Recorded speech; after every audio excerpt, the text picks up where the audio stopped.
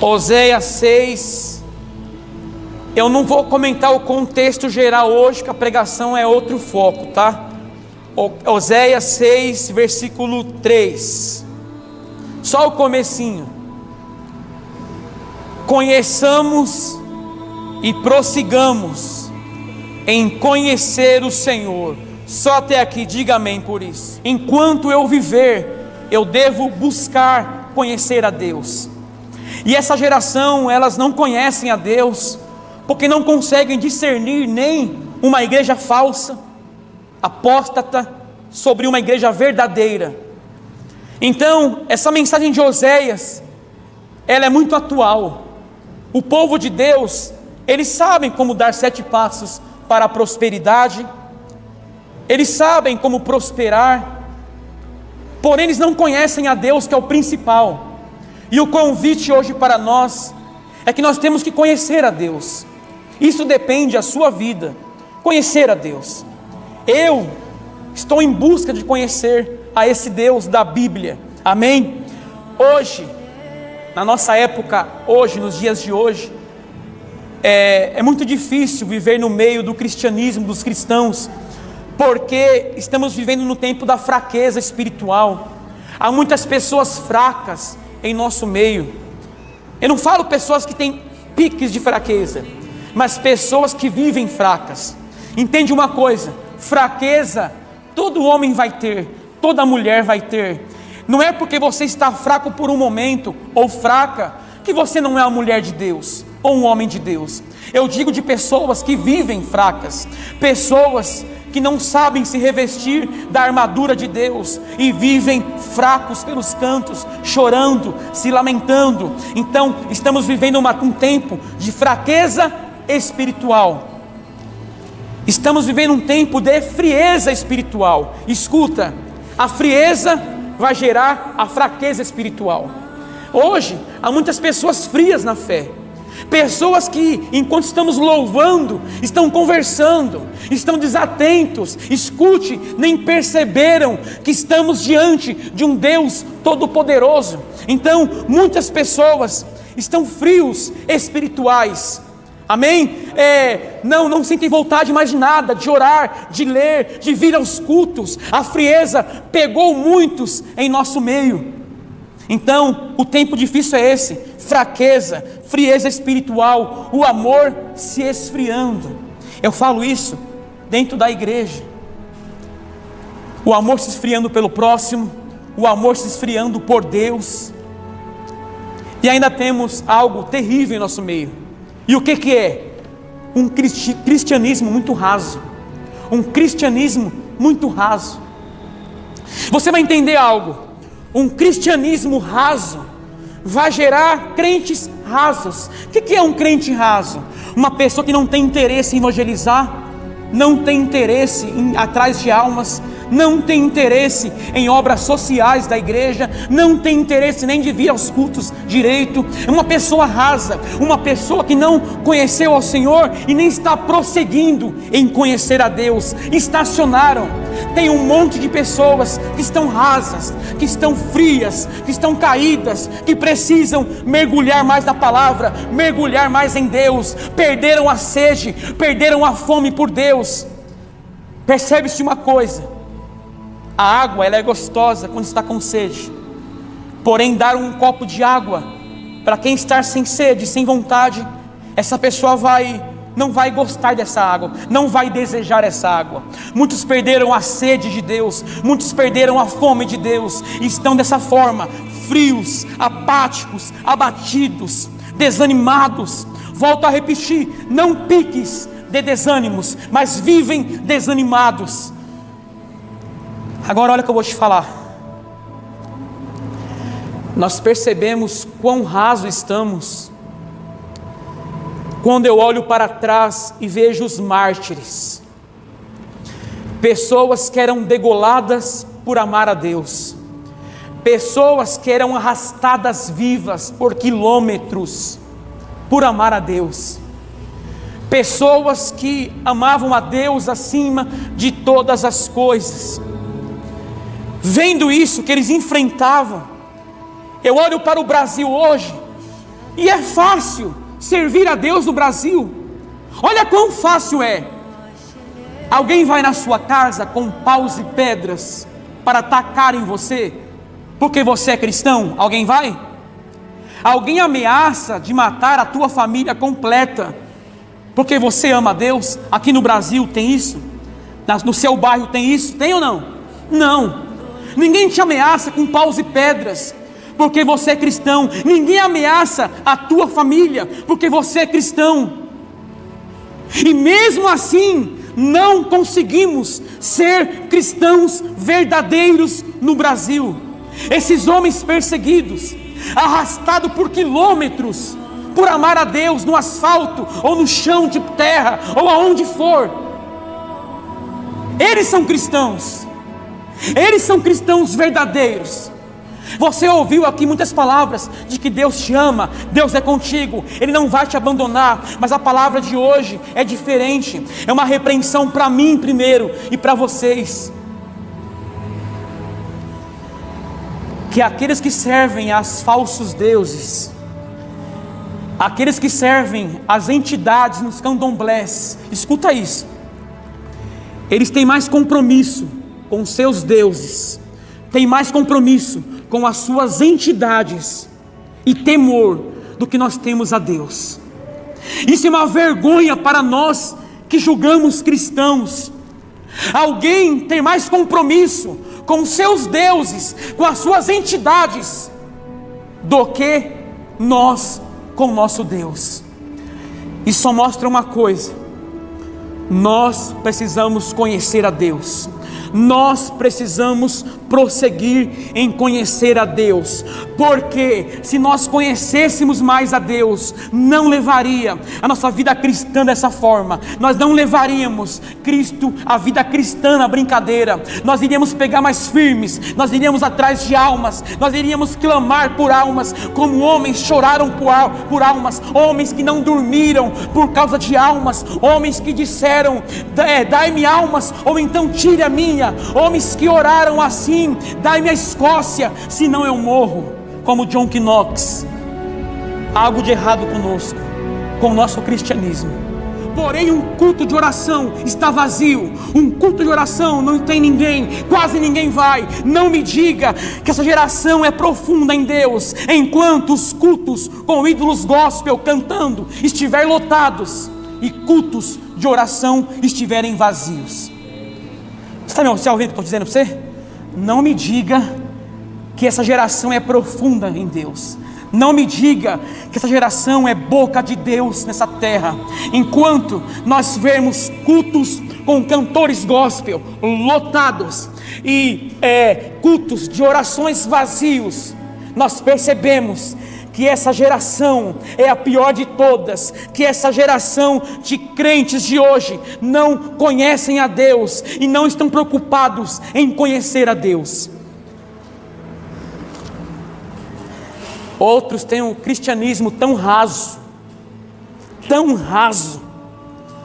que nem os demônios mais querem lutar contra você. Sabe por quê? Não tem nenhuma diferença você na igreja. Não oferta, não dizima, não vai atrás dos ímpios, não vai atrás de quem caiu, não chora por almas, não ajuda na obra social da igreja, não faz nada.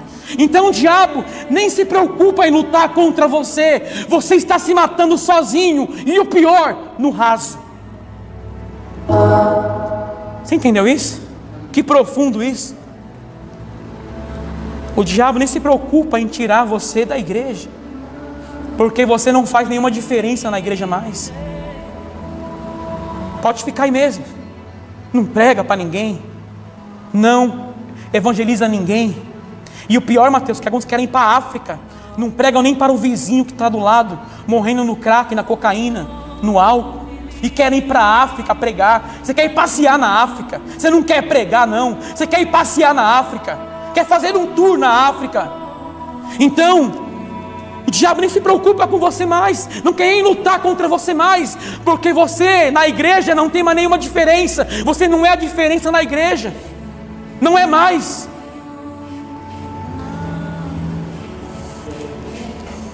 Sabe como eu vejo um povo assim? Sabe como que eu vejo? Um grande exército, é um exército, indo para a batalha, totalmente desarmados, totalmente sem nenhuma arma. É assim que eu vejo essa geração. O diabo, ele é um enganador, ele está enganando a muitos, que estão dizendo que Cristo é o meu Senhor. Escuta, alguns pensam assim, mas eu oro, eu profetizo, eu coloco as mãos e demônios vão embora. Em Mateus 7, Jesus ordenando, falando: ó, vocês dizem, nós profetizamos em teu nome, nós oramos e os demônios foram expulsos, colocamos as mãos sobre enfermos, eles foram curados. Mas Jesus vai dizer: apartai-vos de mim, eu não vos conheço. Apartai-vos de mim, maldito, eu não vos conheço. Essa geração de hoje, essa geração que se diz boca de Deus, que se diz homens e mulheres de Deus, é uma geração mais fraca de todas, é uma geração que não conhece a Deus. E essa é a triste verdade. Eu vou te falar mais. Eu estou falando para você que está aqui hoje. É para você que está aqui hoje. É para mim. Marcham para Jesus uma vez por ano e já se acham homens de Deus. Essa geração marcha para Jesus, mas ao mesmo tempo agem como o sacerdote e o levita, a qual aquele homem foi roubado, saqueado, apanhou, estava no chão como humilhado. O levita passou batido, o sacerdote olhou e passou batido. Porém, um bom samaritano que estendeu a mão para aquele homem caído. Infelizmente, tem muitos ímpios dando lição para nós cristãos. Essa é a geração que se diz, a geração que é a boca de Deus.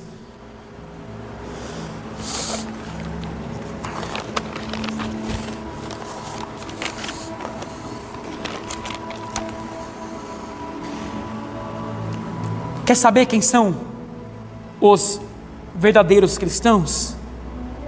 Olhe para Paulo, olhe para José do Egito, olhe para Abraão. Sabe o que nós somos? Apenas réplicas bem baratas de cristãos. Nós somos apenas réplicas de cristãos. Eu nunca vi um cristão que não lê. Eu nunca vi um cristão que não evangeliza. Eu nunca vi um cristão que não chora à noite por almas, chorando porque almas estão indo para o inferno. Eu nunca vi pessoas que dizem ser cristãos sem amar o próximo, sem amar a Deus acima de todas as coisas. Eu vou te falar quem é cristão. Alguns já ouviram falar aqui, mas eu quero falar de novo. Eu quero contar a história de dois jovens, os moravianos. Dois jovens de apenas 20 anos ouviram que em uma ilha lá no leste da Índia, cujo dono era britânico, agricultor e ateu, este homem tinha tomado as florestas da África, e mais de 2.000 pessoas estavam em suas mãos, vivendo como escravos. 2.000 pessoas. E essas pessoas iriam viver e morrer sem ouvir falar de Jesus. Esses escravos iriam viver e morrer sem ouvir falar de Jesus. E os moravianos fizeram contato com o dono da ilha e dos escravos, e perguntaram se eles poderiam ir lá pregar a palavra como missionário. A resposta do britânico, que era ateu, foi rápida, em dizer assim: nenhum pregador irá pregar sobre essa coisa sem sentido. Então os moravianos voltaram para os seus lares, oraram, e novamente fizeram um contato, mais uma vez, com o agricultor, com o dono dos escravos e ateu britânico. E os moravianos agora têm outra ideia. Eles dizem assim: e se nós vendermos a ti como escravos, e ser escravo seu para sempre, você aceita? O britânico disse que aceitaria isso, porém, nem o dinheiro da viagem o britânico iria dar para eles.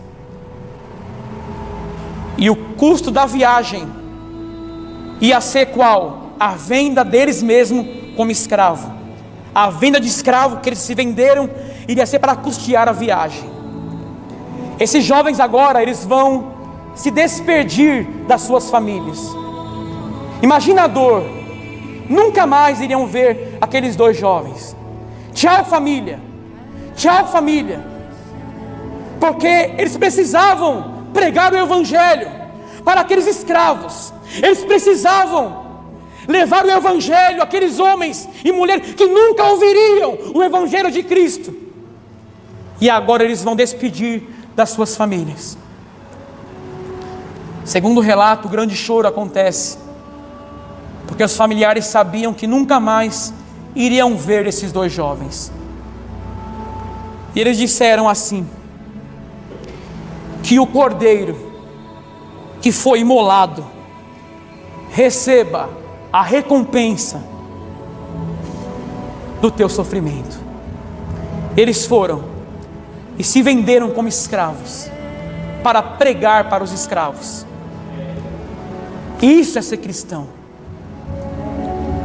Eu duvido que agora você tem coragem de erguer as mãos para o alto e dizer: eu sou um cristão verdadeiro. Talvez quando eu falei isso, Catherine, soa muito pesado, que somos réplicas de cristãos, réplicas baratas. Eu estou incluso nesse meio.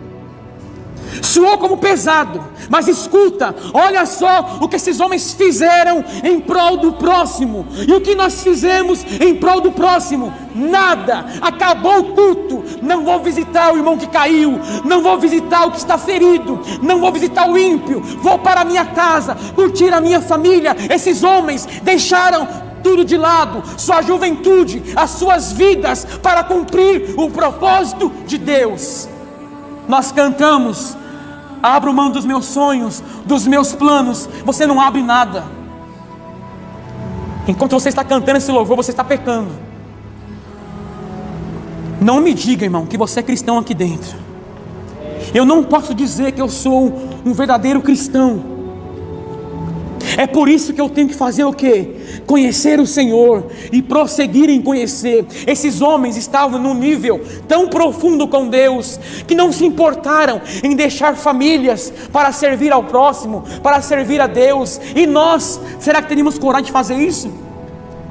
Imagina você deixar seus netos, seus filhos, seu marido, sua esposa, para servir a Deus e pregar para pessoas que você nunca viu. Esses são cristãos. Nós somos réplicas baratas. Por eu falar isso, gera motivo para você estar em lágrimas agora. Mas para alguns tanto faz. Estão no raso. E o pior, escuta, estão morrendo no raso. Estão morrendo no raso. Quer ouvir mais sobre os homens de Deus? Policarpo de Esmirna. A história deste homem se dá em torno de 155 anos depois de Cristo. Os soldados chegaram para prender Policarpo. Escuta isso, para prendê-lo. Ao invés de ele fugir, sabe o que ele fez? Ele deu a hospitalidade para aqueles soldados e ainda deu comida para que eles pudessem comer. Após isso, Policarpo, essa história é verdadeira, tá? Pode pesquisar. Policarpo, ele vai fazer um pedido aos soldados. Qual que era o pedido? Deixa apenas eu orar por 1 hora. depois vocês me levam preso. Os soldados concordaram. Policarpo começou uma oração incessante. Segundo os relatos, a oração estava tão fervorosa que de 1 hora ele orou 2 horas seguidas. E olha que forte isso. Os soldados começaram a se lamentar por participar da prisão de Policarpo, porque eles perceberam que estavam prendendo um homem santo de Deus. Herodes tentou convencer Policarpo a se salvar, dizendo: ora, que mal há, Policarpo, em dizer César é o Senhor, e oferecer incenso a ele. Policarpo recusou. Policarpo é levado ao estádio. Escuta isso. Os seus companheiros cristãos começaram a ouvir um som do céu, dizendo assim: sê forte, Policarpo, e comporte-te como homem. Você entendeu isso? Enquanto Policarpo estava sendo levado para ser morto, os companheiros cristãos de Policarpo ouviram uma voz do céu, dizendo assim: sê forte, Policarpo, e comporta-te como homem. Resumindo, após muitas tentativas, Policarpo não se dobrou. Policarpo não renunciou a Cristo. E o procônsul disse, furioso: você não sabe que temos animais selvagens à sua espera? Policarpo disse: podem soltar os animais, mas não me arrependerei de fazer o bem. Em seguida, o procônsul ameaçou de queimá-lo vivo. Policarpo respondeu assim: você me ameaça com fogo,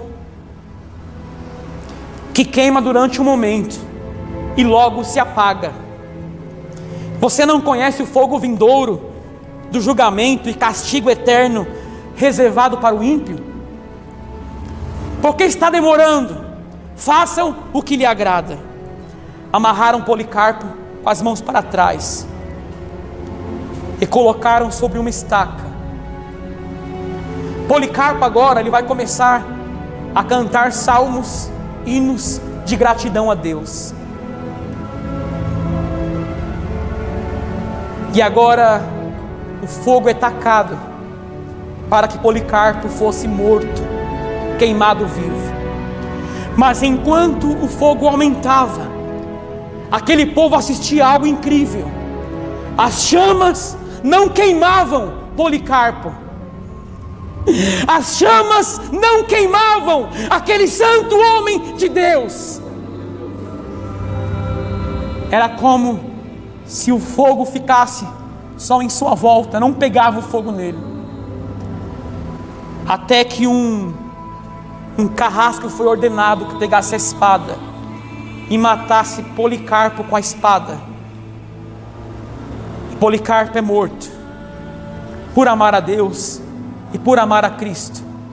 Ele não renunciou, ele preferiu morrer do que renunciar a Cristo. Isso é ser cristão verdadeiro. Isso é ser cristão.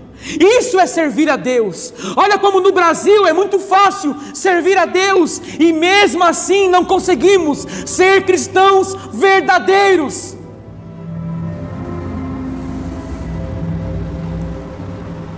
Eu vou te falar uma verdade. Paulo falou assim, que ele não se envergonha do Evangelho. Porém muitos são vergonha para o Evangelho. Você que está aqui hoje, se acha um cristão só porque vem no domingo? É isso? Só porque de vez em quando coloca uma oferta aqui? Querendo barganhar com Deus? Somos réplicas baratas. Mas é por isso que eu estou nessa palavra. Eu preciso conhecer a Deus e prosseguir em conhecer. Porque se eu fizer isso, se eu prosseguir em conhecer, um dia eu chegarei a um nível a qual as pessoas vão entender, e eu mesmo entenderei, agora sim, eu sou um cristão verdadeiro, porque apenas hoje somos réplicas baratas de cristão. Estamos vivendo no raso. Isso é raso, vir uma vez por semana. Isso é raso, entregar o culto que entregamos a Deus, e na semana fizemos o que queremos. Não oramos, não porque não temos tempo, mas porque não temos vontade. Não viemos aos cultos, não é porque não temos tempo, porque não temos vontade. Nós ouvimos a palavra de Deus e continuamos da mesma forma. Nós choramos, mas não há arrependimento, não há mudança de vida. Continuamos aqui as mesmas pessoas. Meu irmão, escute isso, conheça o Senhor e prossiga em conhecer a Deus. Só assim nós poderemos enxergar as nossas misérias e falar assim: eu preciso tomar vergonha na minha cara e ser um cristão verdadeiro. O pior de tudo é que vocês vão ouvir isso, vão dar glória a Deus, vão aplaudir. Eu não quero que você aplaude nada. Essa palavra é para você que está aqui hoje. E sabe o que é pior, Mateus? Sabe o que é pior, Pai? Eles vão sair daqui rindo, conversando, ao invés de sair daqui abatidos, tristes. Porque esse abatimento é bom, vai gerar em você uma mudança. Eu não preciso mudar. Isso não é o que Deus quer para mim. Olha Policarpo, olha Paulo, olha Isaías cerrado no meio, olha esses santos homens de Deus, o que eles passaram pelo Evangelho. Hoje eu não passo nada e falta o culto, não vem oração. Se eu fizer um culto aqui de oração, ninguém vem, quase ninguém vem. Não vem porque não tem intimidade com Deus, não vem porque Deus não é mais a sua prioridade.